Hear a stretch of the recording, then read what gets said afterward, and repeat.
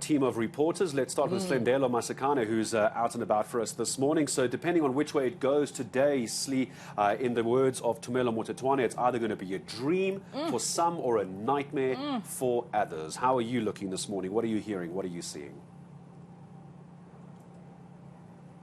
I actually share the same sentiments as Tumelo. I am also just on tenterhooks waiting for this conference and its results to be announced. And of course, we do know at least voting got underway yesterday during the commissions. One of the press briefings we actually got at around midday yesterday from the outgoing spokesperson, Bule Mabe, and of course, we know a candidate for the TG position, is that, the delegates were in plenary for most of the morning, but then around lunchtime, they were going to go into their commissions, and during those commissions, that is when every delegate from every province was going to be given an opportunity to begin to vote, and they were going to vote province by province. The anticipation from Mabe as well as the steering committee and commissions for the elections was that they were going to try and have the announcement of the results last night for the top 7 officials, and then get the voting of the additional members today. But you can see, of course, from the beginning of this conference, we have been running behind schedule, and so at this point, we understand that one of the final provinces that was still voting into the early hours of this morning was Gauteng, and that one of the commissions, that some of the commissions, in fact, were still underway as well. And so during the lunch adjournment, when we had delegates roaming around the precinct, we as journalists then had the opportunity to engage them on some of their preferred candidates. And of course, it's still unclear at this point exactly who is going to take that position of presidency. But we also know, of course, that when it comes to the additionals and the NEC and NEC members that will be elected to support the top 7, there were some people who were, of course, taken out of the list because they did not meet the expectations or the standards to stand for candidacy, some of them being Tony Engeni as well as Batabile Dlamini. You'd remember that Tony Engeni himself appealed, and his appeal was granted. However, Batabile Dlamini herself, her appeal was not granted. We spoke to her yesterday during the proceedings. Let's just take a listen to what she had to say with regards to the fact that she won't be on the ballot paper for those additionals. I decided to drop the whole thing because, one, we are many in the ANC. I'm not the only member of the ANC. This is a new committee. They had already brought amendments to the NEC. There are many things they still have to do. For instance, you have to appeal to them, and they respond to you. So there is a lot that needs to be developed because we do want the electoral committee, but they need to handle matters in a special way. They can't send my letter to someone else without calling me, without talking to me as if they are not members of the ANC. Those are tried and tested leaders of the ANC. They know how to deal with issues of the ANC. So if they don't want to be lumped with everyone, and if they don't want to be seen as if they are bullying and paging people, they have to do their work in a special and different way. So when you say you decided to drop everything, it means you are not contesting that you will not make it back to the NEC? I'm not going to court. I had thought of going to court at the beginning, yes. But I thought that I should drop going to court because I'm still a member of the ANC. And you are not only a member of the ANC because you are in the National Executive Committee. Let's also touch base with ENCA reporter Moloko Moloto, who's been, of course, tracking down, the different lobbying that we've been seeing this past weekend as well. Moloko, good to have you. Good morning to you, colleague. I mean, when it comes to the shift of support we've seen for both Cyril Ramaphosa and Zweli Mkhize, it begs to question what could be the reason behind that last-minute change of, preference when it comes to an ANC president. Good morning, Tumelo. Well, coming into this particular conference, looking at the number of branches that had nominated the presidential hopefuls, you know, it was almost as if it was clear already that the incumbent President Cyril Ramaphosa was actually going to walk over with this. However, upon arrival of delegates at the conference venue, we saw intense lobbying, particularly by provinces such as KwaZulu-Natal, trying to reach out to provinces such as Limpopo and the Northwest. And we increasingly saw KwaZulu-Natal succeeding in convincing the leaders, at least, of Limpopo province, to shift their focus and support from Cyril Ramaphosa, and they actually publicly supported Cyril Ramaphosa. Zweli Mkhize, I beg pardon, they was and even a meeting. They call it delegates assembly. This is where essentially the leaders would be addressing delegates from various provinces, and we heard the chairperson of Limpopo, Stan Mathabata, openly calling for the delegates to elect Kabazela, that is Dr. Zweli Mkhize. Also the likes of Mr. Nunomaloi, who just last week, Wednesday, when I spoke to him in Ditsobotla, he said, look, we support President Cyril Ramaphosa for the position of president. We also support Fikile Mbalula for the secretary position. But he has changed now.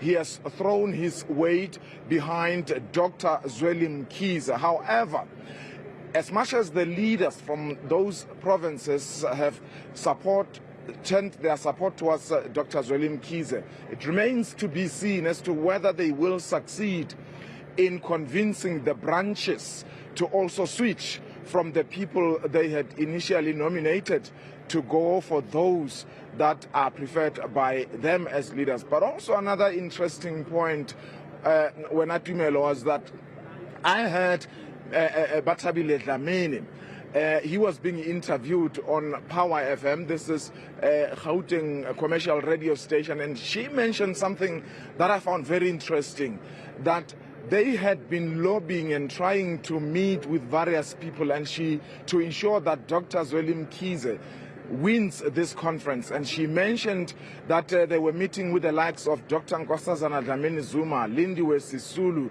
Ace Mahashule, even saying that, look, even though Ace is now out of the ANC structures, we had to bring him in and have discussions with him, mapping a way forward. But also, she said even the current deputy president of the ANC, David Mabuza, was part of those particular discussions on trying to make sure that Zweli Mkhize wins this particular conference. And I thought this was quite interesting. If you look at the fact that Mabuza had been sidelined by the branches, we must point out, because he was not nominated by the branches leading to the during the nomination process, even leading to this. Of course, we saw him declining nomination from the floor for the deputy president position. Perhaps it was clear to him that he was really not going to garner enough support and he was not going to embarrass himself.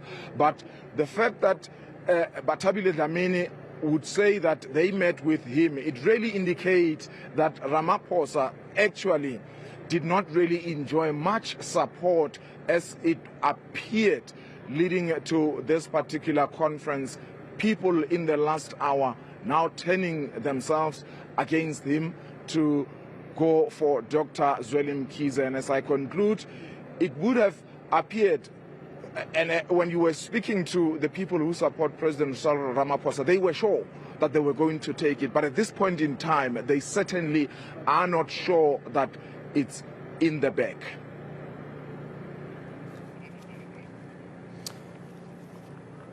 Moloko Moloto, thank you very much indeed. We're going to come back to you later as well. Everyone here at Nasrec now waiting for, we're hearing 9 o'clock to to get underway for either it's the resumption of the voting. There's still some outstanding, is the last I heard as well. And then hopefully today we're going to get a result as well. Viwe Mtila, let's come to you. And you had a very busy day just behind us here, speaking to a lot of people who, A, were very happy to tell you who they were going to be supporting come voting time. Others saying they're going to be following the branch delegations and what the branches have decided going forward as well. I suppose the problem here is going to come in is that once we get to the voting and the last parts of voting, it's going to take even more time before they come out with an announcement. This is going to be a very long day again. We're not going to get a result by lunchtime, are we?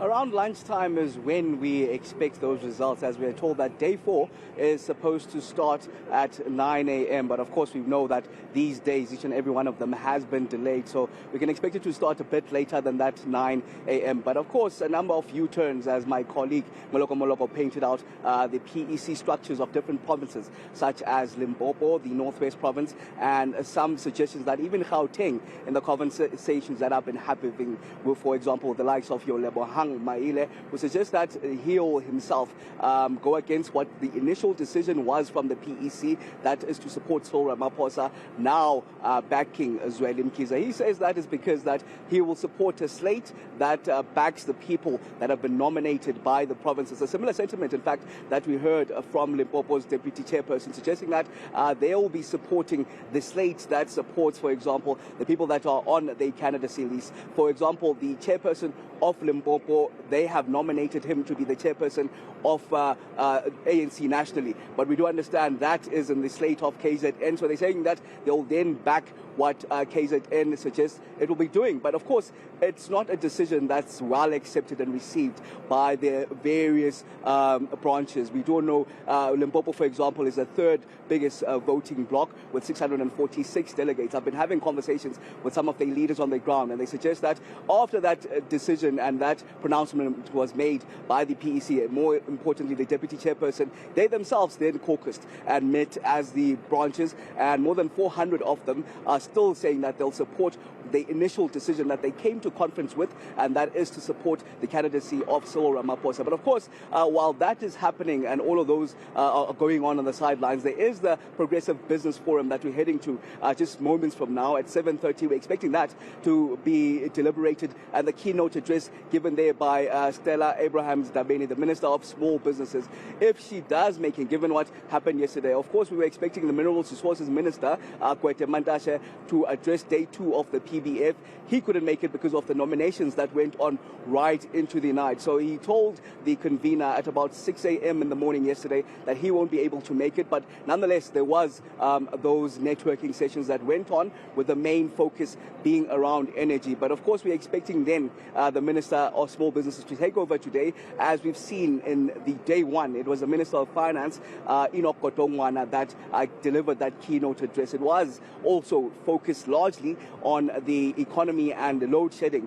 14 years of load shedding, and it seems that given that we're on stage 5 today, we're not seeing the end of it just yet. So a number of suggestions made by Finance Minister Enoch Godongwana on what needs to happen. For example, one of them is that they've been largely focusing as government on fixing Eskom and not putting power onto the grid. We do know from 2019, for example, they've put at least 230 billion into Eskom while neglecting the grid itself. So they're saying that they'll now do things differently. For example, they've highlighted that settling Eskom's debt, which has ballooned to around 400 billion rand, is one of those focuses. And they won't do it at once, of course. They'll do it in chunks. The other is looking at the plant performance itself and also bringing in new capacity, and saying that Eskom may not be the vehicle to charge that, given that it's failing to keep the lights on. So maybe bringing in private investors and those renewable energies is the way forward. Of course, we'll hear now the pronouncement from the Small Business Minister as, of course, we're looking to grow the economy. Some of those leaders of the ANC, leaders of government and the private sector will be at the Progressive Business Forum that is expected to kick off at 7:30.